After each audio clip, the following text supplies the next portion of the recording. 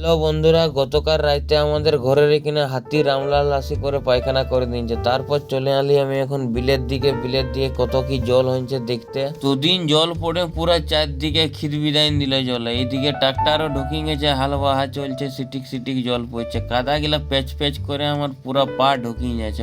আড্ডাই দিয়ে নিচ্ছে ভিতা কাটে সব মাটি গিলা। এটা আরো কার বিল বটে, কাদা করে পুরা তলা ঝিটে রাখে নিচ্ছে। আজকে মনে হয় লাগা হবে বিলটা আমাদের তারিণী দাদের বটে। এইটা গত বছর বাহি করে কাল্লা লাগাইছিল, আর এখন জল হতে বাহি করে ধান লাগাবে। এই গরুটাই কচি কচি ঘাস পাই করে পুরা ঠুসাই ঠুসাই পেট ভরাই খাচ্ছে। দেখছো না পুরা আড় মাড় পুরো ফাঁকা করে দিল। এই গরুটাকে দেখে মনে হইলো আমাদের গরু গিলাই খুঁটা উঠাইলো নাকি, তো নাই উঠাই আসি করে দেখলি মোটামুটি ঘাস খাচ্ছে মন দিন করে। আর দাঁড়াই লাভ নাই, জল পড়ছে, আমি ঘর চলে যাবো। যাই হোক বন্ধুরা, বিকালে বাইরে গেলি পাঁচামির হাটের দিকে, সিটিক সিটিক জল পড়ছে, বেশি ভিড় হয় না।